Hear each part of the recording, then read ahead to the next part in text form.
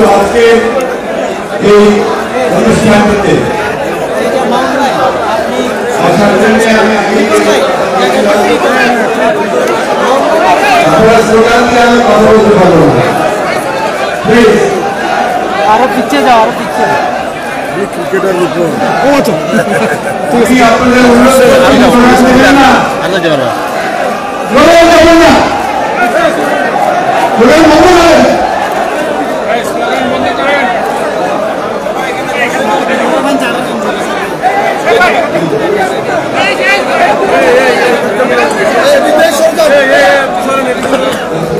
ওনাদের কারণে পৌঁছে দেন, থাকবেন ওনারা চলে যাবেন প্লিজ। আমি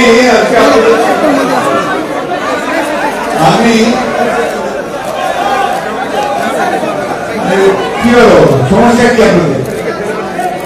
আমার কথা শুনবেন কি শুনবেন না? তাহলে ধরেন কথা বলবেন না। ভাই ওনাদের কাজটা করতে দেন, 5 মিনিট টাইম চলে যাবে। আমি খুব অসুস্থ ভাই, আপনারা দয়া করে একটু কিছুক্ষণ চুপচাপ থাকেন। আমি খুবই অসুস্থ, আমি বারবার অনুরোধ করছি যে আপনারা একটু নিরাপত্তা পালন করলে আমার ধীরে সুস্থ একটা কথা আমি বলতে পারবো, সময় খুব বেশি নাই। আমাদের এই চট্টগ্রাম প্রোগ্রাম আয়োজিত আজকে সেমিনার, যেটা শিরোনাম হচ্ছে জাতিসত্তার উপকার রাষ্ট্রনায়ক জিয়াউর রহমান। এই প্রবন্ধটি লিখেছেন কাদের চৌধুরী সরকার। এই সেমিনারে সংগ্রামী সভাপতি, যিনি আপনাদের চট্টগ্রামের একজন সংগ্রামী জনপ্রিয় জননায়ক ডক্টর সাদাত, এখানে উপস্থিত আছেন। তিনি প্রবন্ধ উপস্থাপন করেছেন আব্দুল গনি চৌধুরী। তিনি বাংলাদেশের জাতীয়তাবাদী যে পেশাজীবী পরিষদ, সংগঠিত পরিষদ, তার তিনি মেম্বার সেক্রেটারি এবং ঢাকার একজন প্রখ্যাত সাংবাদিক নেতা। আলোচনার জন্য এসেছেন আরেকজন প্রখ্যাত সাংবাদিক, যার কথা আপনারা খুব শুনতে পারেন। তিনি খুব চুপচাপ মানুষ, কিন্তু অত্যন্ত জ্ঞানী এবং একজন পণ্ডিত মানুষ। তার সাংবাদিকতার অভিজ্ঞতা দীর্ঘদিনে। তিনি আমাদের দেশের বেগম খালেদা জিয়ার প্রেস সেক্রেটারি হিসেবে কাজ করেছেন অনেক দিন। অনেক গবেষণা আছে, বিশেষ করে প্রেসিডেন্ট জিয়া রহমান সাহেবের উপরে এবং দেশের বেগম খালেদা জিয়ার জীবনের উপরে তার অনেক গবেষণা গ্রন্থ আছে। এখানে উপস্থিত আপনাদের চট্টগ্রাম বিভাগের যিনি বিএনপির সাংগঠনিক দায়িত্বে রয়েছেন, আপনাদের প্রিয় নেতা জনাব মাহবুব শামীম। এখানে উপস্থিত আছেন কেন্দ্রীয় নেতা উপদেষ্টা কর্মকর্তা বন্ধুরা আছেন আমাদের এস এম ফজলুল হক। এছাড়াও কেন্দ্রীয় নেতৃবৃন্দ অনেকেই আছেন এখানে। ওই জওয়ানের নাম শুনলে কানে ছবি চলে আসে, আমি ভাবি তারা এখানে এসছেন। আর এখানে উপস্থিত আছেন আপনাদের চট্টগ্রামের এবং পার্বত্য চট্টগ্রামের জেলাগুলোর বিপ্লবী নেতৃবৃন্দ। আমার সামনে উপস্থিত আমাদের পেশাজীবী ভাই বোনেরা এবং চট্টগ্রামের পার্বত্য অঞ্চল থেকে আগত আমাদের ভাই ও বোনেরা, আসসালামু আলাইকুম। অন্যান্য ধর্মের মানুষদেরকে আলাপ। এই চট্টগ্রামের মাটি আমার জন্য একটা পূর্ণভূমি। এই জন্যে যে এই চট্টগ্রামের মাটি সবসময় স্বাধীনতার জন্য প্রাণ দিয়েছে। সেই 19 সাল থেকে শুরু করে এখন পর্যন্ত স্বাধীনতার জন্য চট্টগ্রামের মানুষ, চট্টগ্রামের মানুষ তারা বিদ্রোহী মানুষ। মাস্টার দা, সূর্য সেন, কৃষ্ণনগর থেকে শুরু করে পরবর্তীকালে পাকিস্তান নেতৃবৃন্দ এবং বাংলাদেশের স্বাধীনতার যে আন্দোলন, সেই আন্দোলনে চট্টগ্রামের মানুষেরা অনেক অবদান। সর্বোপরি বাংলাদেশের গণতন্ত্রের মুক্তির জন্য এই চট্টগ্রামের মানুষ যে লড়াই করে চলেছে, সেই লড়াই তুলনাহীন। আমি সবসময় পালন করি। প্রিয় বন্ধুরা, আজকে পূর্ণভূমি বললাম এই জন্যে যে মানুষটিকে আমরা স্মরণ করি প্রায় প্রতিদিনই বলা যায়, যে মানুষটি না হলে আজকে বাংলাদেশের এই ভূখণ্ড স্বাধীনতা পেত না।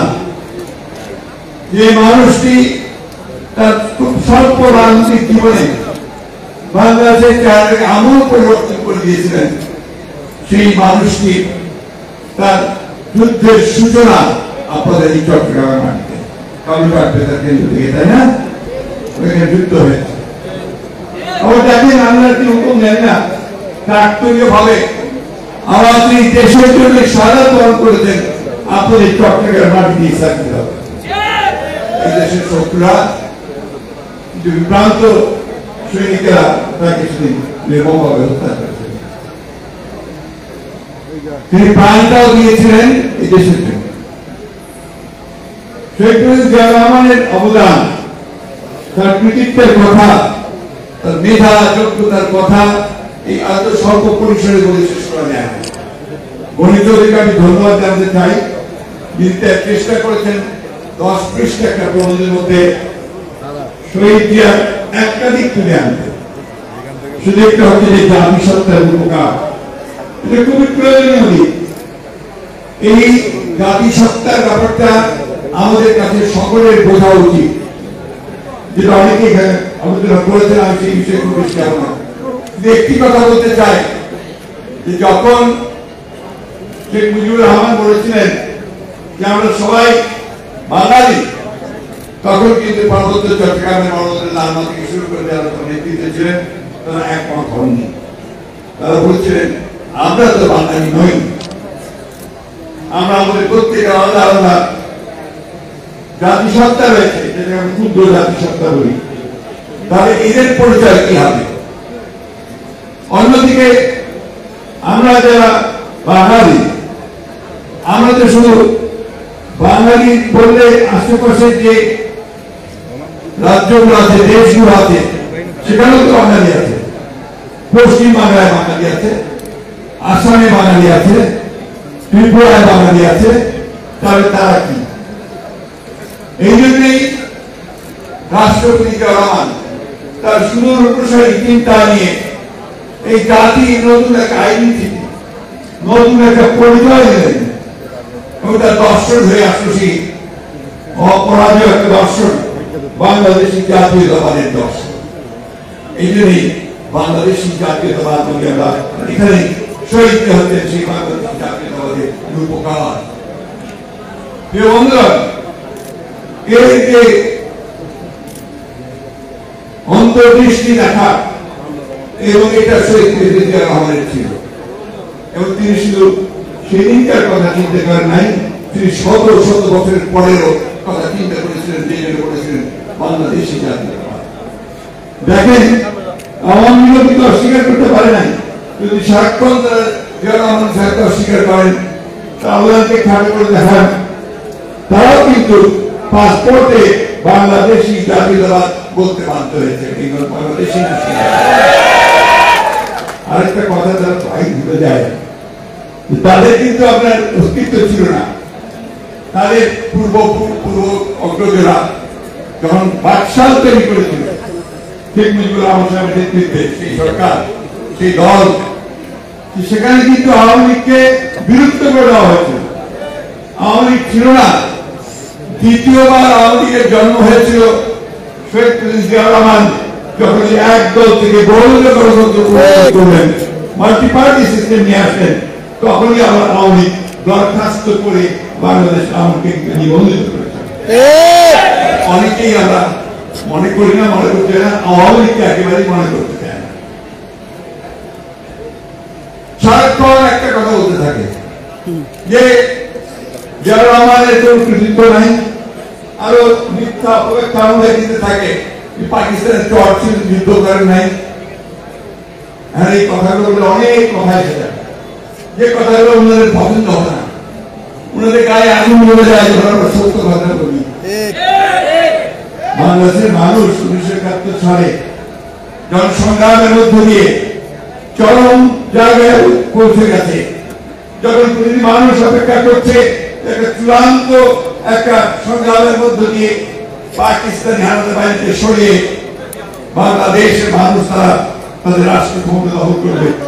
সেই সময় পাক হানাদার বাহিনী যখন আক্রমণ করলো, গণহত্যা শুরু করলো 25 মার্চ রাত্রে, সেই সময় তারা কিন্তু সেদিন সব পালিয়ে চলে গিয়েছিলেন, দেশে কেউ ছিলেন না।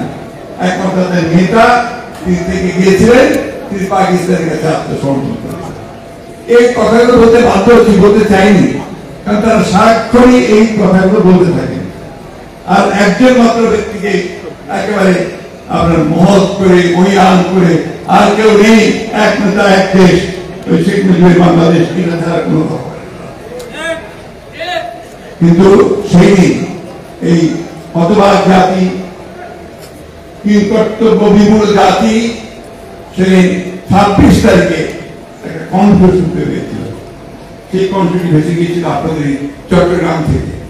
বেকারে আমি নির্ভর দিয়া বলছি, এই একটা শব্দ, এই একটা কথা আমার সেই সময় যখন উচ্চারণ করলেন, we revolt against the occupation army of Pakistan, এবং আমরা বাংলাদেশের স্বাধীনতা ঘোষণা করছি, তখন সেই স্ফুলিং এর মতো তৈরি হয়েছিল সমগ্র বাংলাদেশ।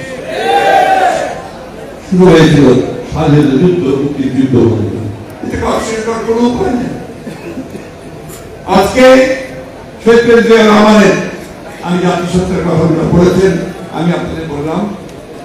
আর সবচেয়ে বড় অবদান আমার কাছে মনে হয় যে এই জাতিকে হতাশ হয়ে যাওয়া জাতি, যারা আবার 1972 থেকে 75 সাল আওয়ামী দুঃশাসনে, আওয়ামী লীগের অত্যাচারে, নির্যাতনে, তাদের ভ্রান্ত নীতির কারণে একটা হতাশ জাতিতে পরিণত হয়ে গিয়েছিল, তারা কিন্তু এই জিয়াউর রহমান যখন আবার 7ই নভেম্বর 1975 সালে সিপাহী জনতার বিদ্রোহের বিপ্লবের মধ্য দিয়ে যখন তিনি পুনরায় রাষ্ট্র পরিচালনার দায়িত্বে আসলেন, তখন তিনি নতুন করে জাতিকে আশান্বিত করলেন, স্বপ্ন দেখালেন। তিনি বললেন, আমাদের একটা স্বপ্ন আছে, সেই স্বপ্ন হচ্ছে এই বাংলাদেশি জাতীয়তাবাদকে প্রতিষ্ঠিত করার স্বপ্ন। আমাদের স্বপ্ন হচ্ছে বাংলাদেশ থেকে একটি চিরস্থায়ী রূপ দেওয়ার স্বপ্ন। রহমান তার স্বল্পকালীন সময়ে এই বাংলাদেশের যে রাজনৈতিক কাঠামো, যেটা আওয়ামী লীগের যন্ত্রণায় পড়ে তাদের দাওয়াত, তাদের সেই মিথ্যা যে আপনার একটা গর্ব গরিমা, বিশেষ করে ভ্রান্ত নীতি, এটা কবলে পড়ে যে বাংলাদেশ ধ্বংস হয়ে যাচ্ছিল, রাজনৈতিক কাঠামোকে পর্যন্ত তারা পরিবর্তন করে দিয়েছিল, একদলীয় শাসনকতা বাদশাহ করেছিল।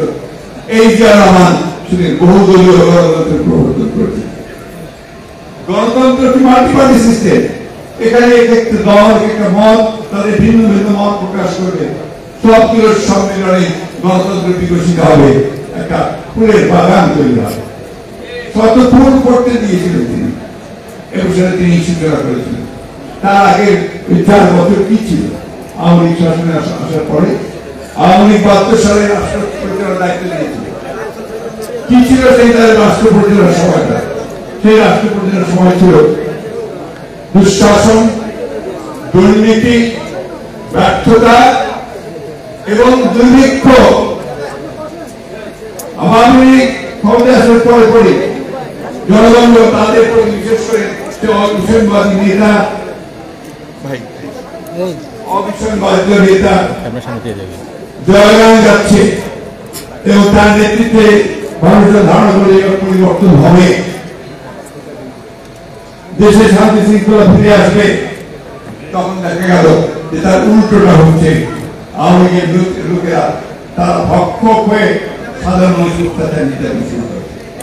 গণতন্ত্র এটা নির্বাচিত করেছে, তখন কি বিরোধী দল বলতে কিছুই ছিল না ভাইয়া প্লিজ, তখন কিন্তু বিরোধী দল বলতে প্রায় কিছুই ছিল না। অন্যান্য যারা বিরোধিতা করত সেই ভেতরকার সময় সাহস তাদের ছিল না। একমাত্র তখন আসাম আব্দুল হক এমএলএ তাদের নেতৃত্বে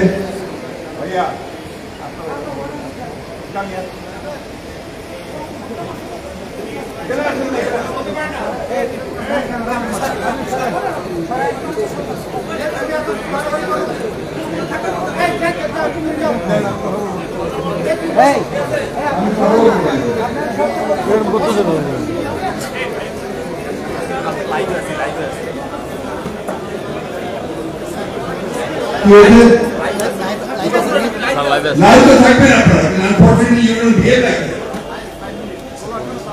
একটু মানে ঠিক মতো ব্যবহার করলে আমরা কিছু কথা বলার সুযোগ পেতে পারি। প্রিয় বন্ধুরা, যে কথা বলছিলাম, আমাদের বয়স হয়ে গেছে তো আমরা কথা বলতে খেয়ে হারিয়ে থাকি। আপনারা এই জিনিসটা একটু খেয়াল রাখবেন প্লিজ। এই মাল্টি পার্টি যে ডেমোক্রেসি, এটা তারা চায় না।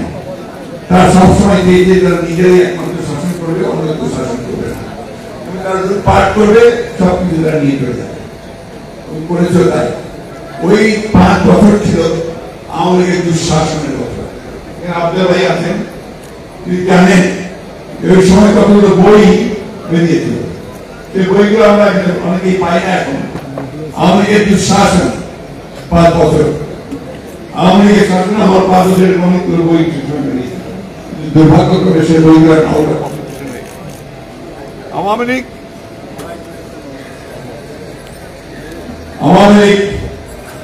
বাংলাদেশের সবকিছু সেই ধ্বংস করে দিয়েছিল এবং প্রথম সংবিধান তারাই কাটাছেড়া করে নষ্ট করেছে। প্রথমে তারা বিশেষ ক্ষমতা আইন করেছে, এরপর তারা জরুরি অবস্থা আইন করেছে।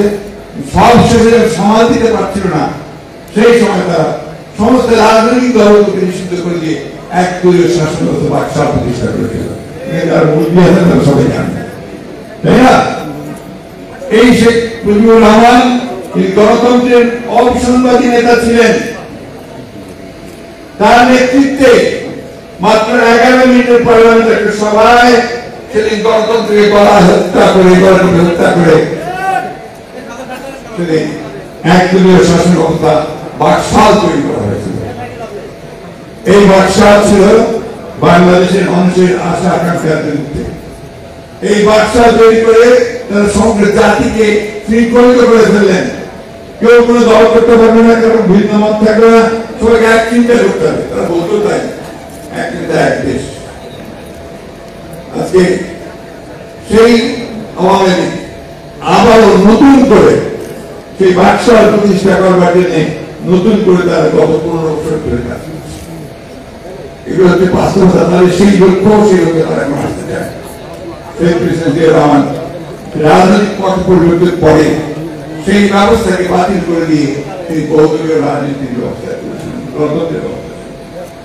বন্ধুগণ, এগুলো হচ্ছে বাস্তবতা। এগুলো বললে ওরা পছন্দ করে না, দেখবেন তখন তাদের গা জ্বলে যায়। জিয়া রহমান সাহেবকে তারা গালিগালাজ করতে থাকে, বিভিন্ন রকম মিথ্যা কথা বলে এবং তাকে ছোট করে দেখাতে চায়। আমরা শেখ মুজিবুর রহমান সাহেবকে কখনোই ছোট করি না। আমরা অন্যান্য জাতীয় নেতা যারা আছেন, যারা সেই 1947 সালের আগে থেকেই বাংলাদেশের স্বাধীনতা সংগ্রামের মধ্যে অবদান রেখেছেন, তাদেরকে আমরা স্মরণ করতে চাই, বলতে চাই, তাদেরকে অবদান দিতে চাই। দেরিও তারা দিতে চায় না। একজন মাত্র মানুষ, তাদের কাছে তিনি সব।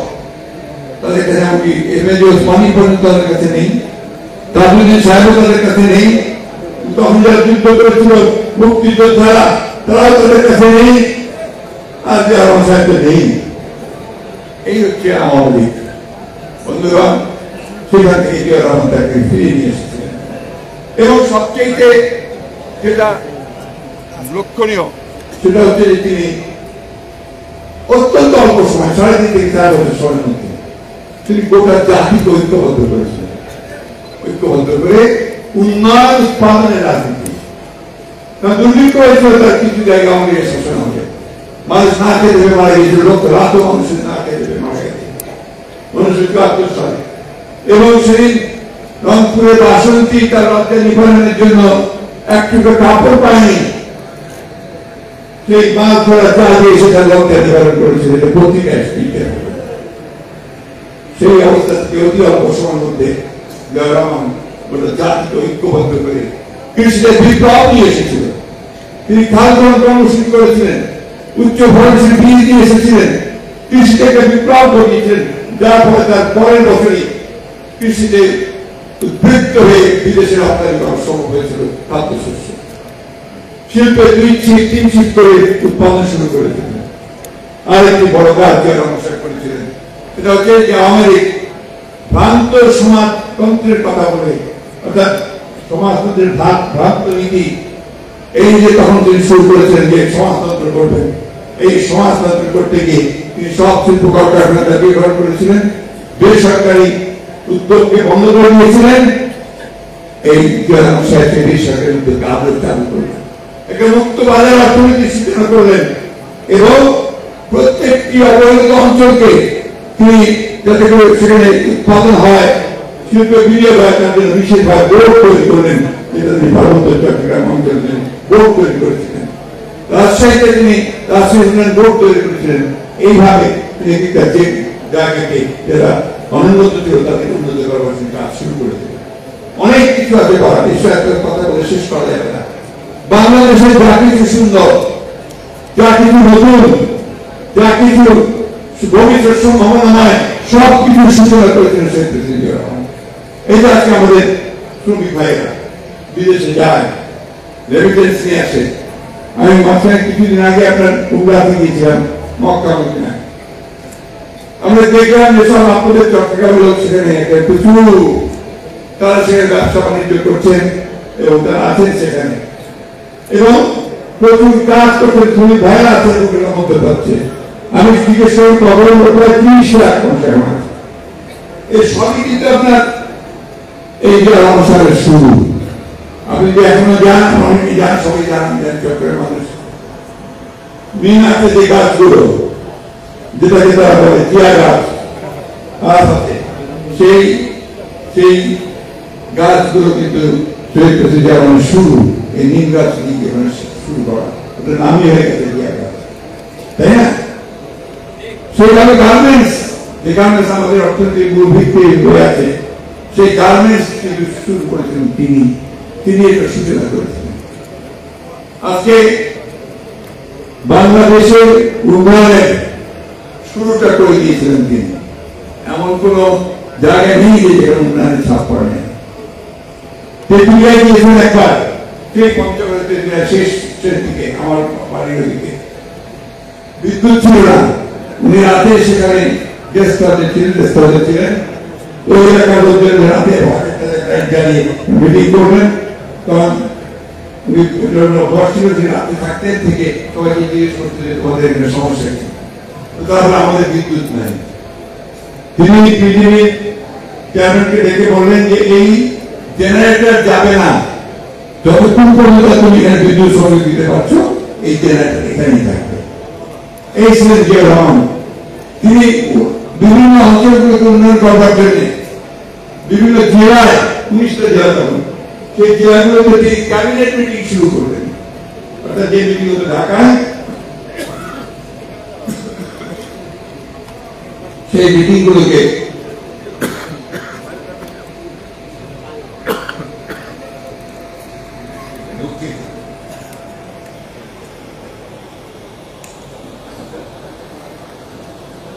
সেই জেলাগুলোতে ক্যাবিনেট মিটিং করে তাৎক্ষণিকভাবে সেই জেলাগুলোর সমস্যাকে তিনি আপনার সমাধানের জন্য নির্দেশ দিলেন। সমাধান একদিকে না, চতুর্দিকে তার লোক ছিল,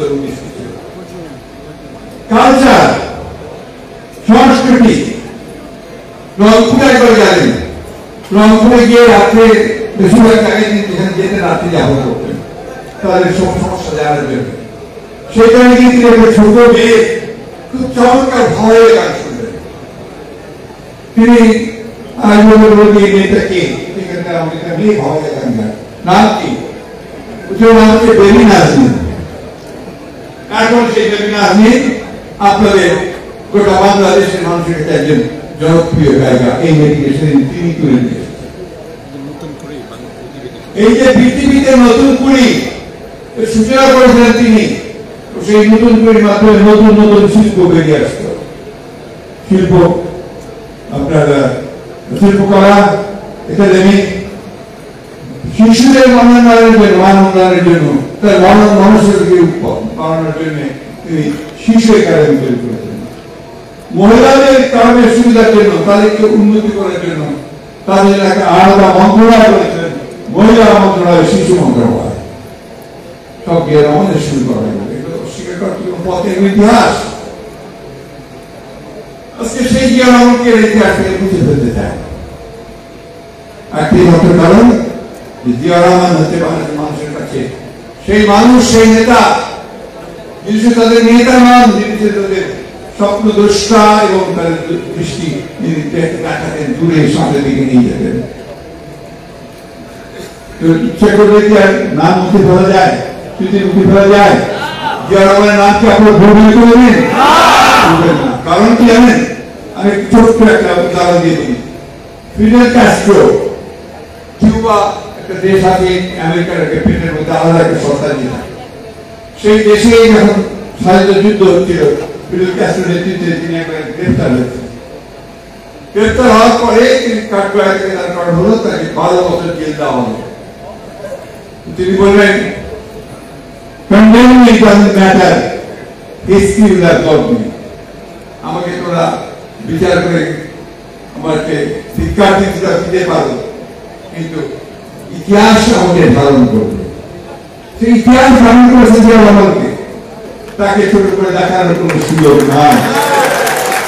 বন্ধুগণ, তার যে বাংলাদেশী জাতীয়তাবাদ, সেই পতাকা, সেই শত্রু ভেবেছিল যে জিয়া রহমান হত্যা করলেই বাংলাদেশী জাতীয়তাবাদের রাজনীতি চলে যাবে। আমি দেরি করবো না, কারণ সময় চলে যাবে, আপনারা অনেকে বাইরে যাবেন। সেই জাতীয়তাবাদের পতাকা তিনি তৈরি করেছিলেন।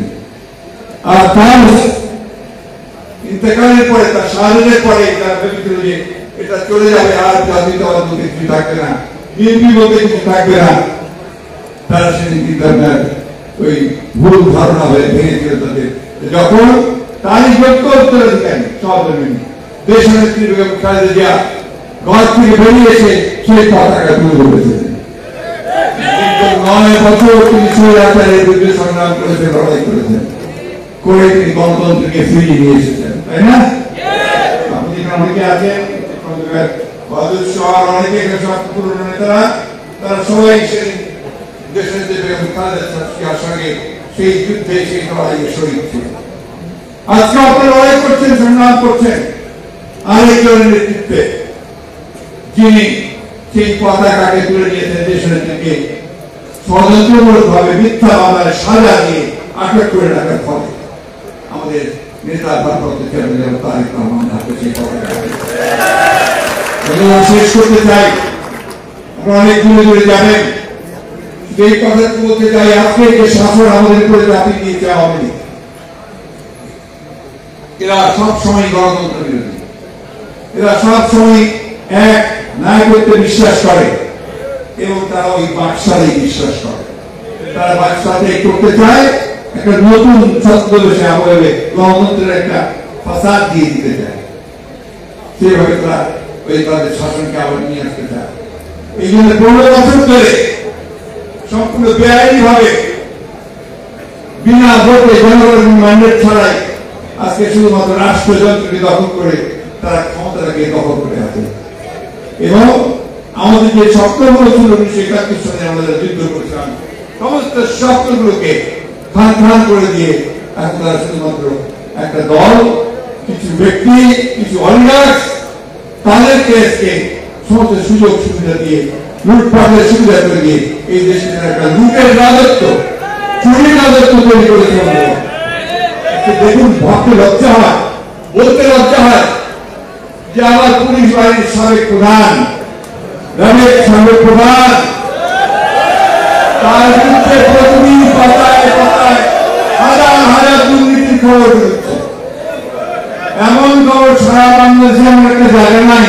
দেশের জায়গা কিনে নেয়, দখল করে নাই, এমনকি ইংলিশ সম্প্রদায়ের জায়গা করে নিজের জোর করে দখল করে নিল। আর দেখেন এই সরকার কি করছে, ওই চোরকে, ওই ডাকাতকে তারা বাঁচাবার জন্য গোপনে তাকে পাচার করে নিয়েছে। লজ্জা হয়, কি বলবো জানি না। আমার সেনাবাহিনী আমার সবথেকে যাদের উপর ভরসা করি, যাদের সব দেশের আমরা আস্থা রয়েছে, সেই সেনাবাহিনীর সাবেক সেনাপ্রধান করে মার্কিন স্যাংশন এবং মার্কিন স্যাংশন বলে দেওয়া হয় কি কি কারণে তাদের স্যাংশন দেওয়া হচ্ছে। তাহলে দুর্নীতি একটা প্রধান জিনিস, দ্বিতীয়ত মানুষের গণতান্ত্রিক অধিকারে বাধা দেওয়া, এইগুলো তারা তৈরি করেছে। একটা বিরোধী নয়, একটা আজিজ নয়, অসংখ্য বিরোধী আজিজ তারা তৈরি করেছে। চতুর্দিকে দেখবেন যে আওয়ামী লীগের সমর্থন পুষ্ট আওয়ামী লীগ সরকার মাফিয়া চক্র তৈরি করেছে এবং গোটা দেশটাকে তারা ঘিরে থাকতে। আমি বর্ণনা করেছি একটু অসুস্থ, কারণ এই কথাগুলো অনেক বড় করে বলা দরকার সকলের সঙ্গে। আমরা যে মহান নেতার জীবন নিয়ে কথা বলছি, তার অবদান নিয়ে কথা বলছি, তার স্বপ্ন ছিল একটা সুখী সমৃদ্ধ বাংলাদেশ, গণতান্ত্রিক বাংলাদেশ। আমরা যারা যুদ্ধ করেছি সেই সময় আমাদের একটাই স্বপ্ন ছিল যে আমরা সুখী সমৃদ্ধ একটা গণতান্ত্রিক বাংলাদেশ দেখতে চাই। আর এরা আমাদের কি দিচ্ছে? এরা দিচ্ছে দুর্নীতি, মাফিয়া যুক্ত এবং আইনের শাসনকে সম্পূর্ণ ধ্বংস করে দিয়ে, গভর্নেন্সকে শেষ করে দিয়ে, নির্বাচন ব্যবস্থাকে ধ্বংস করে দিয়ে, ভোট ডাকাতি করে তারা আমাদেরকে দামি নির্বাচন, মধ্যরাতের নির্বাচন, এই সব সীমা আছে। আমি বলি একটা ক্যারিকেচারের সীমা, ক্যারিকেচার মানুষটা তো বেশি সহ্য করবে না, করছে না। মানুষ প্রতিবাদ করছে, লড়াই করছে, সংগ্রাম করছে। আপনার চট্টগ্রামের মানুষ দীর্ঘকাল ধরে লড়াই করে চলছেন, সংগ্রাম করে চলছেন। 15 বছর ধরে আমরা এই ভয়াবহ দালালের বিরুদ্ধে লড়াই করছি। বন্ধুরা, আমি শেষ করবো। আজকে সেই প্রেসিডেন্ট আমাদের যে আদর্শ, তাকে আরাধ্য কাজগুলো উনি করে যেতে পারেননি, দেশনেত্রী বেগম খালেদা শেষ করতে পারেননি। আজকে সেই কাজগুলোকে আমাদেরকে অবশ্যই সমাধান করবার জন্য বাংলাদেশের সত্যকে অর্থে একটা গণতান্ত্রিক রাষ্ট্র, একটা সুখী সমৃদ্ধ রাষ্ট্র নির্মাণ করবার জন্য আমাদেরকে সবাইকে আরো বেশি আত্মত্যাগ, আরো বেশি করে ত্যাগ স্বীকার করে তীব্র থেকে তীব্র আন্দোলন গড়ে তুলতে হবে জনগণের অধিকারের জন্য। বন্ধুরা, আজকে আমাদের যারা এখানে এবং আমাদের যারা আজকে এখানে বুদ্ধিজীবী আছেন, সাংবাদিক আছেন, ডাক্তার আছেন, প্রকৌশলী আছেন, আপনার কৃষিবিদ আছেন, বিভিন্ন পেশা শিক্ষকেরা আছেন, আইনজীবীরা আছেন, তারা সবাই কিন্তু এখন বিপদে আছেন।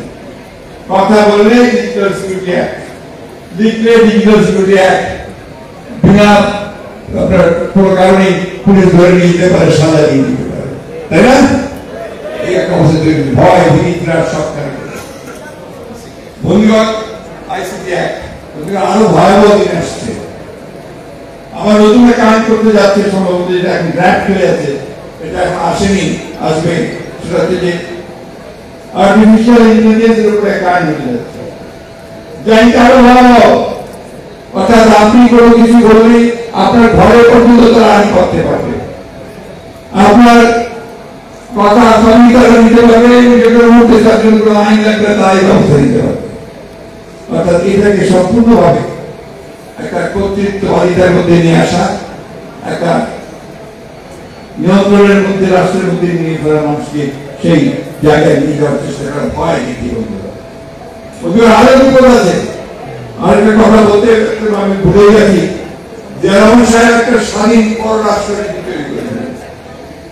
তিনি রাষ্ট্রীয় ক্ষমতায় আসার পরে যেসব দেশগুলো বাংলাদেশকে সংস্কৃতি দেয়নি তার মধ্যে চীন ছিল অন্যতম। তিনি চীনের সঙ্গে যোগাযোগ স্থাপন করেন, চীন রিকগনিশন দেয়, সৌদি আরব রিকগনিশন দেয়, অন্যান্য মধ্যপ্রাচ্যের দেশগুলো রিকগনিশন দেওয়া শুরু করে।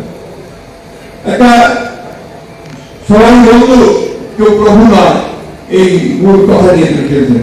তারই সময় প্রথম ভারতের সঙ্গে কয়েকটা আমাদের চুক্তি হয়, যে চুক্তিটাতে একটা গ্যারান্টি ক্লজ ছিল। আজকে 30টা নদী নিয়ে আমরা পানি পাই না, আর তারা বিভিন্ন ভাবে মানুষকে বোকা মারার জন্য 30টা প্রকল্প করতে চায়। আমরা অনেক আগে 30টা প্রকল্প করেছিলেন, মোটামুটি শুরু করেছিলেন। আরেকটা মারাত্মক কথা কয়েকদিন আগে প্রধানমন্ত্রী বলেছেন। কথাটা কি?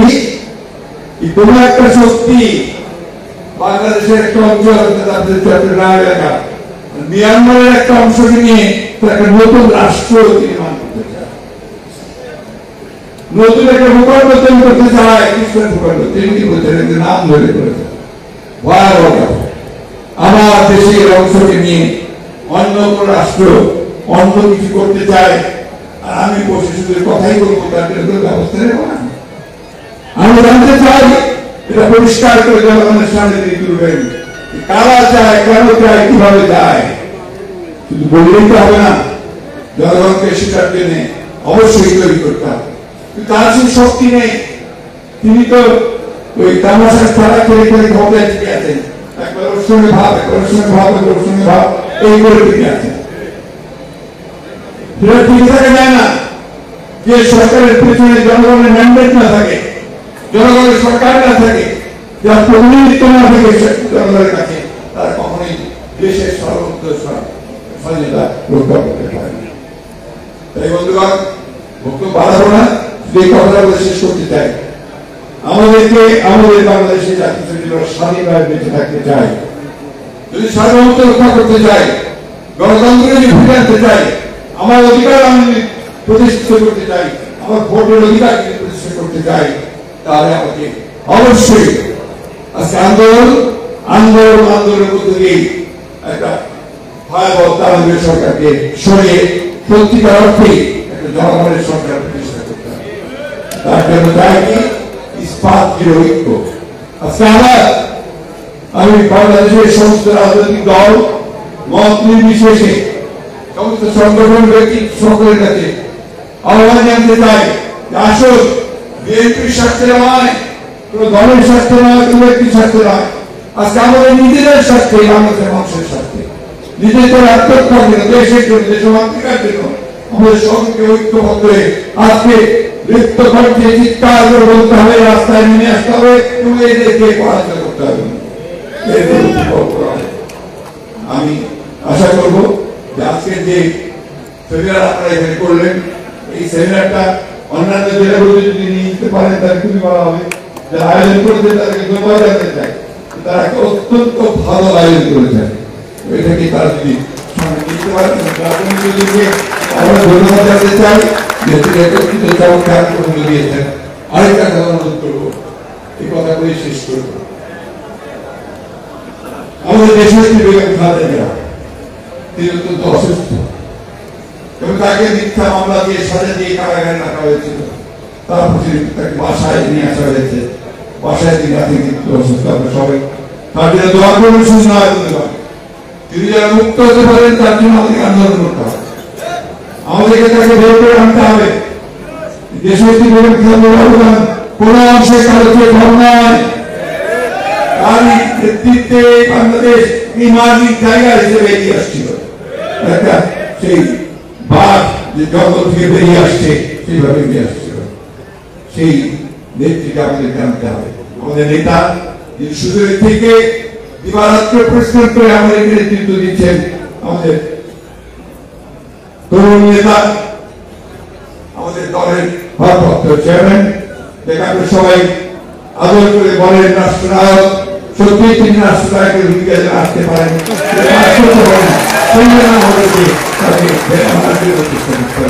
সবার উপরে এই দেশের মুক্তির জন্য আমাদেরকে অবশ্যই জীবন